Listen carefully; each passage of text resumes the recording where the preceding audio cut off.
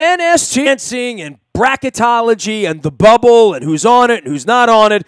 For the most part here locally, we're about to get wiped out, if not for UMBC. So when a friend of mine, other than anybody I know who supports Duke or Virginia or one of these, these Russian states of basketball, it's a small little engine that could, like our partnership with Coppin State and our friendship with UMBC and getting those teams in. But lo and behold, Mike Ashley has been a multiple-time champion here at WNST and longtime Terrapin Times contributor here along with the Kavanaugh group, but your heart is with Radford, Mike Ashley, and I don't think anybody has ever, that knows you, knows that part of you.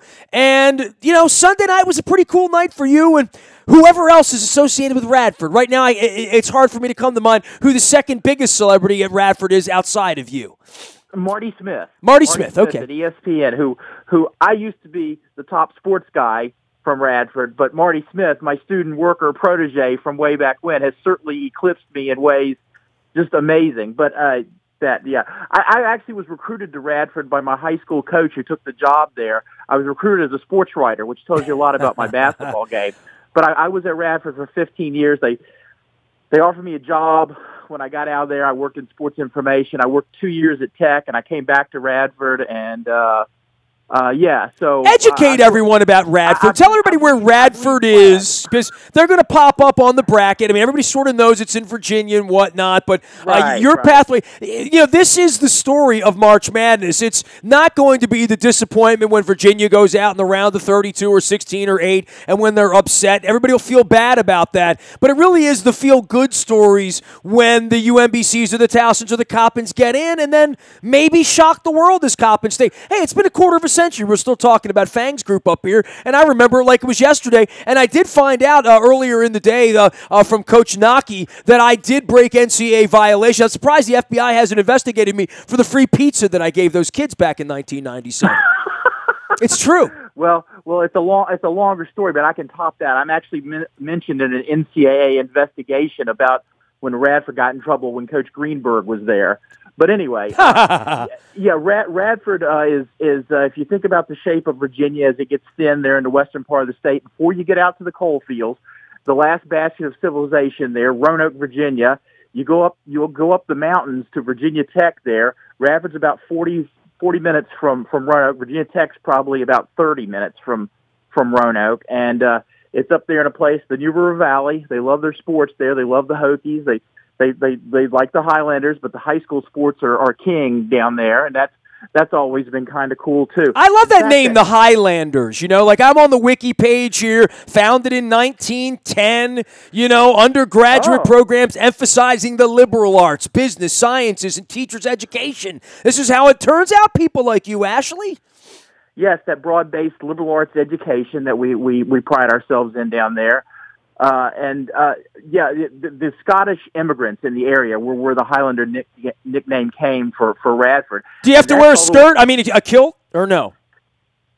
There are people that have done that. Okay. I not being one of those, it was actually it was an all women's school until 1972. Really? When Dr. Donald Dedman came there. Made famous in the We Are Marshall movie. Dedman was the man in charge when the horrible plane crash happened there, and the rumors were always Radford would never add football because of Dedman's horrible experience going through that. But he did understand that to survive in a higher education, he probably needed to start letting guys into Radford, and he realized if he wanted to do that and have a higher profile, you wanted to have sports teams. So that's when the athletic program took off in 1974.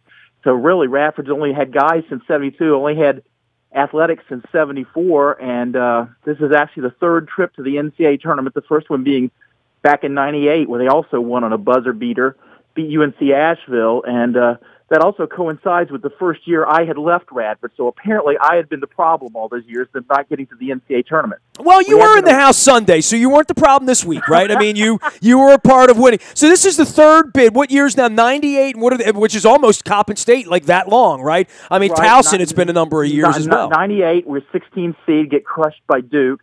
Then again in 2009, got there, had a wonderful championship game. Again, they got to host that year, played VMI. VMI was playing that run and gun style then.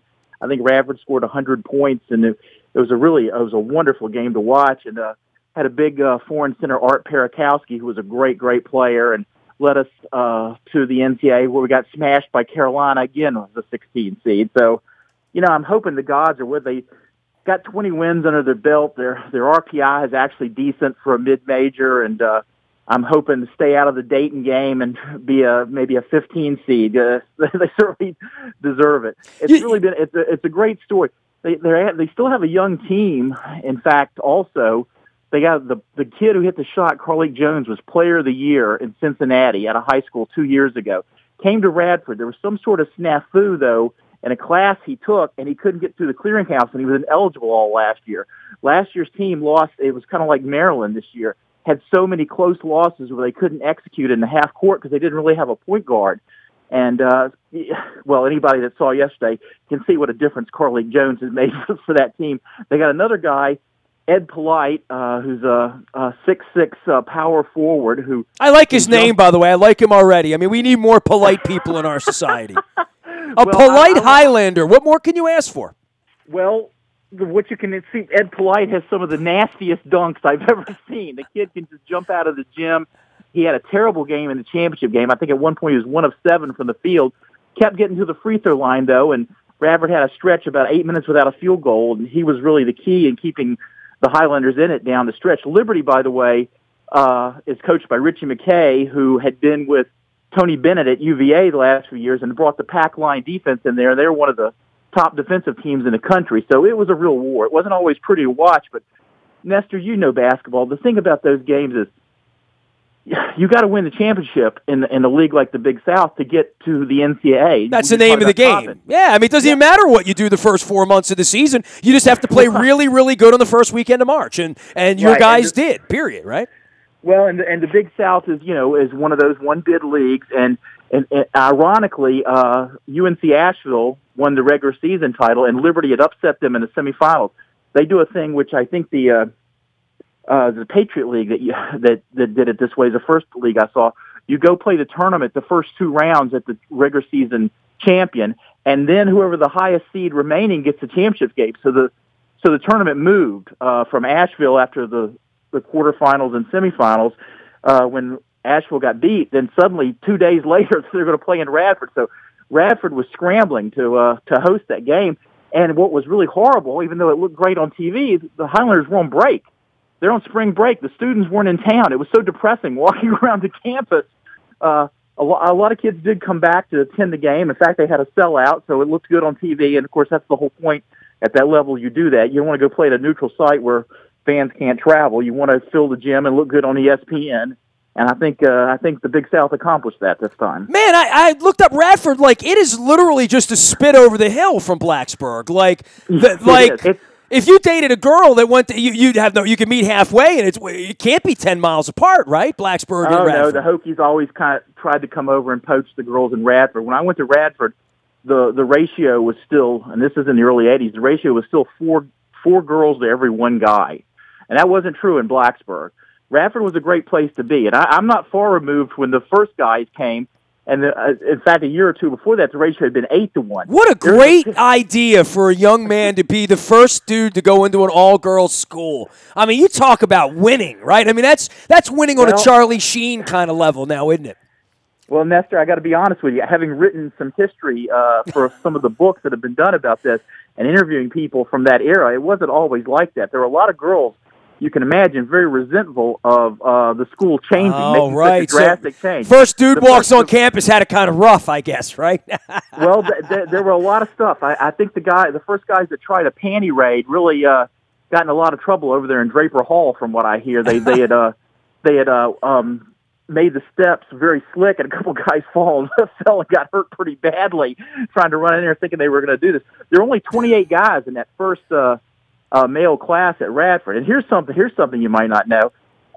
Frank Beamer, who was at the game Sunday, is a Radford grad because they always offered master's programs. So Frank Beamer got a master's degree from Radford, was actually a commencement speaker in recent years. And Carl Pacey, if anybody remembers him, the old legendary Wake Forest basketball coach, he also had a graduate degree from Radford. Well, I'm looking here. It says notable alumni. It says, first off, Mike Ashley from Terrapin Times, and then it says Frank Beamer. So I'm going through the other notable. Steve Robinson, who's the assistant coach at Carolina with Roy, went there. The Orioles apparently have a pitcher named Ryan Meisinger in our organization, right?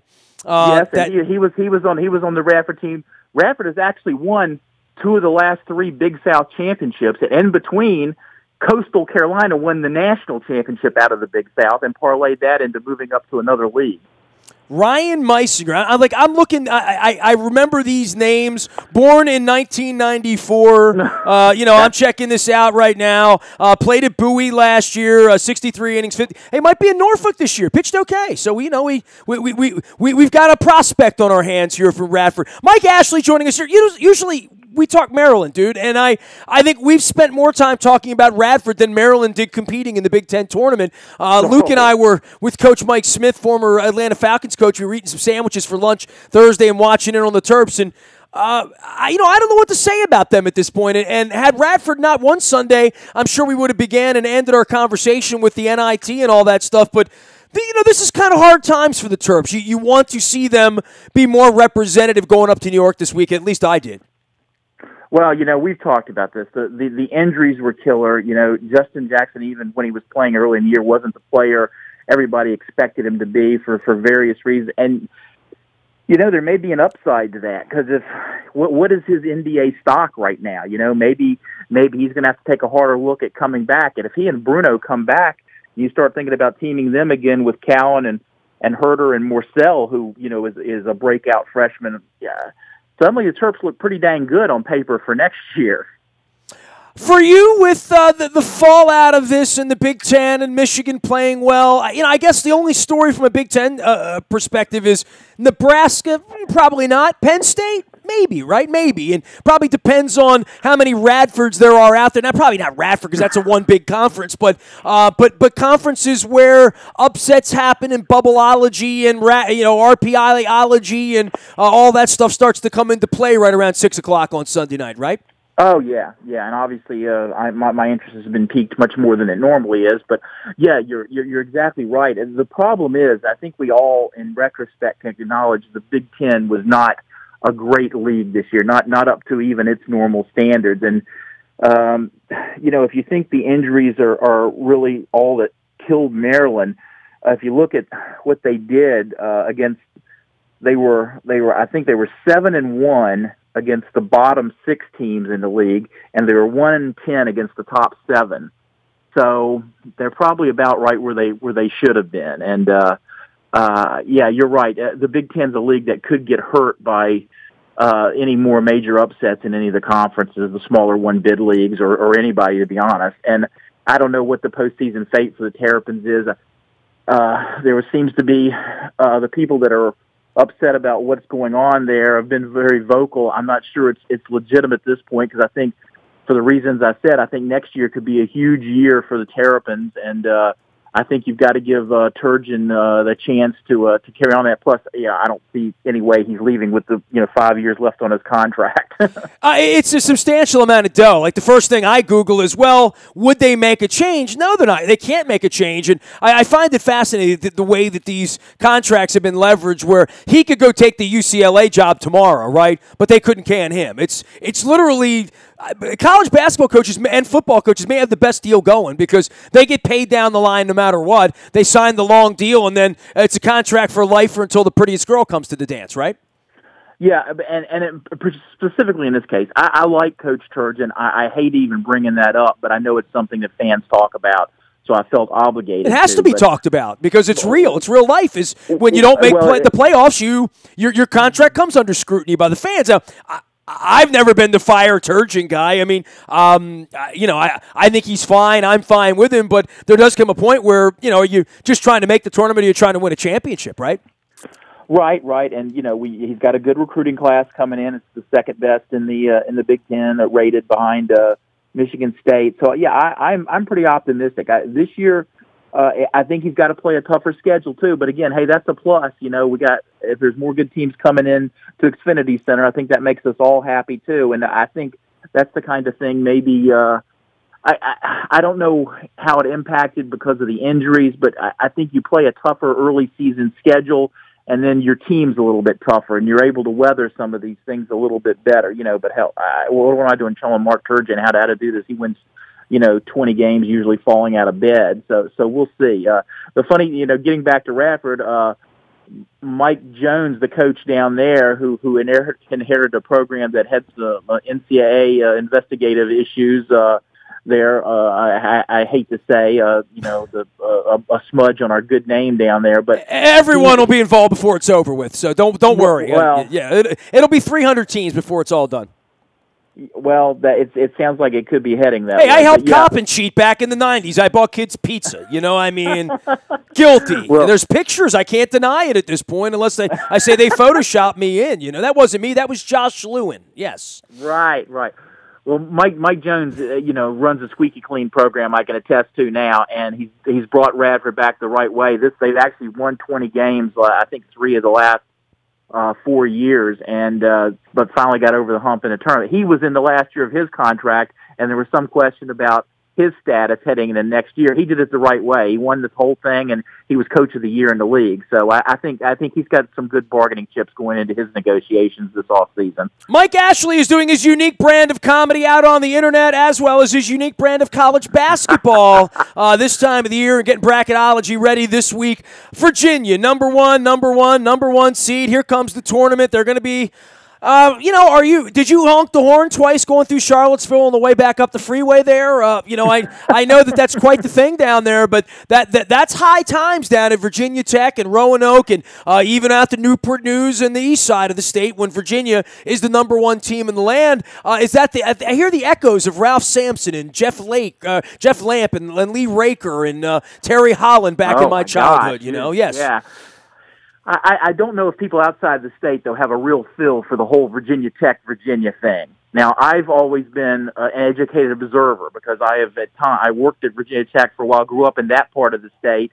But, growing up in the age of Ralph Sampson, you had to love what the Wahoos were doing back then. And it's always, I've got so many friends on both sides of that I've always thought of as like the federal government. I need checks and balances. I can't have my UVA fans too far up here and my Tech fans too far down here. And in football, of course, it works the other way. Well, but yeah, Tech has had some chances to win some championships, right? And Virginia, it's sort of basketball or bust as a program over the last 50 years, and these are the high times, right? Like when they'll never have a better team or a better chance than this, but that being said, it's always hard, whether you're the 1 seed, the 2 seed, the 3 seed, they got to go out and win 6 basketball games, which proves to be a bit of a Rubik's Cube, doesn't it? Well, right, but the funny thing was they got the number 1 in the nation again for the first time since the Sampson era, and then they go out and lose to Virginia Tech.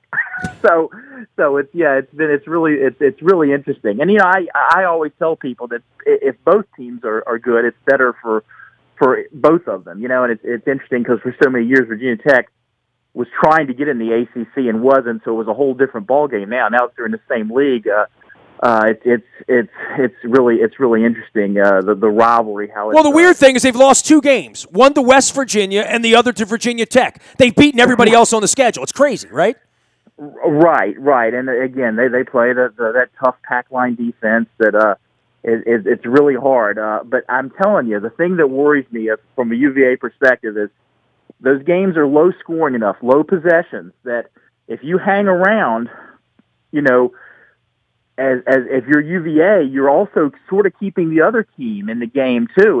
If you're not running away from them, because there's low possession, so the other team doesn't have to play as well for as long. To be honest with you, there's not a lot of margin for error coming down the stretch in games like that, as they sort of found out in Louisville last week, and they've had troubles in the NCAA tournament with the style too. The big Syracuse comeback, everybody remembers, and.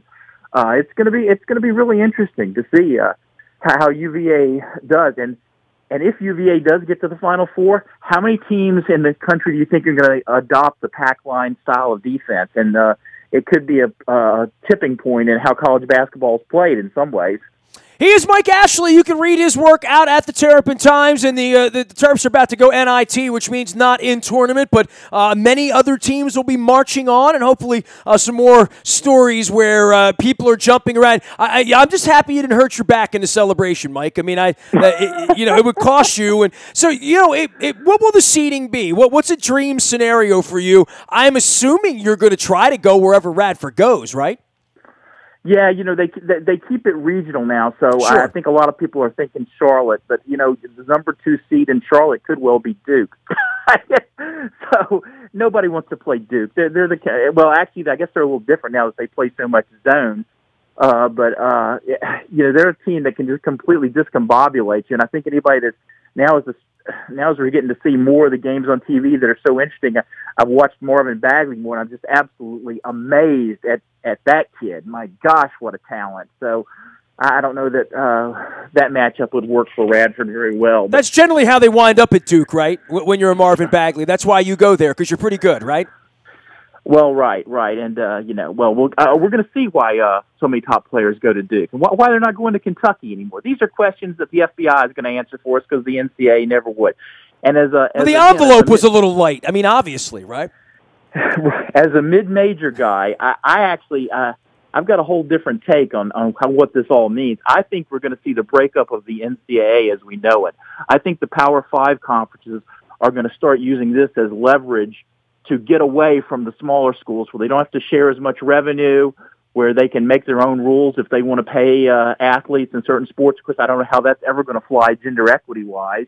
And, when you talk about paying college athletes, I think right now there's so few programs that actually make money, and you're going to see a thing where, if you're going to pay athletes, who you're taking that money from? You're probably taking it away from your cross-country team, or your wrestlers, or your field hockey team, So these are complicated questions that don't have easy answers, but I do think that the bigger schools are tired of sitting in rooms where the smaller schools have the same voice in how they're governed, and I think that's where we might see some changes.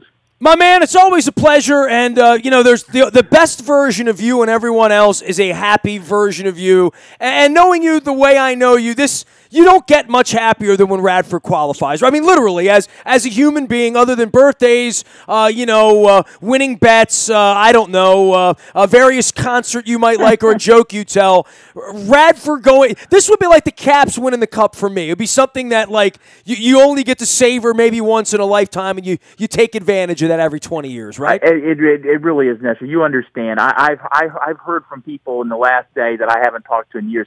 The great stories from 98 when I was actually had gone in the stands to sit there and was running around after the game, Jim Valvano style, and I ran into my college roommate on the floor, and we went out celebrating after that. I hadn't seen the guy in 5 or 6 years at that point, and it was. I think he still owed me money from the phone bill back when, so he didn't want to see me, but we had a good time that night. Hey, man, it is always a pleasure to check in, and I will be looking for Radford on the big board. And, I looked up 1998 to try to figure out, who was on. I was going to say, is Battier on that team? Battier was on that team, yeah. but it was more dominated by some other players at that point. But, Well, Nestor, the famous part of that game is that actually the Radford 6'10" center from Atlanta, Mo Parker, was fouled on the opening possession and went to the free throw line. He had 2 free throws. Radford could have been up 2-0 in that game, and Mo missed both of them. And that came up yesterday, too. I had some guys that reminded me about that. Poor Mo. Well, I mean, this many years later, I hope you keep it closer than 30 points. That's all we're asking, right? Oh, yeah. Well, just, you know what it means. Just the ride there is going to be wonderful, and anything after this is kind of gravy. Just the attention Radford's got. Play of the day on SportsCenter. Carly Jones was interviewed this morning on ESPN, and it's just been great. I don't know if anybody saw the interview with Coach Mike Jones. He said Carly for a freshman had big kahunas. Well, I think the word he wanted was cojones. So I'm going to have to talk to him about that, because kahunas aren't those guys from Hawaii. That's a that guy runs on a in- beach that surfs, right, Right. and drinks Right. things and eats poi, right. They just move out the H and move in the J, and I think you'll be getting Right. closer to the spelling on that. Yes. Exactly. I just think Coach Jones was so out of his element, even talking about something like that, that was a little bit risque. It just didn't work for him. But yeah, we love him for that too. Hey, my man, to the victor go the spoils. Load up on the beer and the pizza and the wings and all that stuff, and hopefully you hang in for the full 2 hours when you get your seating. We'll be watching next Thursday or Friday with our little turtle noses pressed to the window as Radford runs around dancing in the tournament. So congratulations on that down there in the Big South. Thank you so much for letting me talk about this as the former PR operative for the Highlanders. So, by the way, do lead the nation in school colors with 4, or at least tied with 32 other teams. The last time I made one of my student workers look it up. How many school colors are the Highlanders? What are their colors? Red, blue, green, and white. Why? Well, the kilt, the tartan kilt. Oh, okay, all right. Red, blue, green, you gave me an answer. I ask a stupid question, you give me a smart answer. That's what you do, Ashley. And then I threw in the white because, again, I want we wore white more than anything else. So, and that line, people always like that line. I put that in my game notes that Radford led the nation in school colors. Make sure you run around and everybody jumps nude into the New River to scare off all those folks from Blacksburg over them hills there in southwestern Virginia. Mike, always a pleasure, man. Have a great week and a half, and good luck to Radford. Geography points for you for knowing the New River. And thanks a lot. I have Google Maps. That's all I can say. I know there's fast food readily available in Radford, Virginia. There he goes, Mike Ashley from Terrapin Times, the happiest man east of the Appalachian Mountains anywhere for the Radford Highlanders. Now, in the tournament, we're trying to get UMBC. They're trying to get anybody there, quite frankly. It will not be the Terps this year.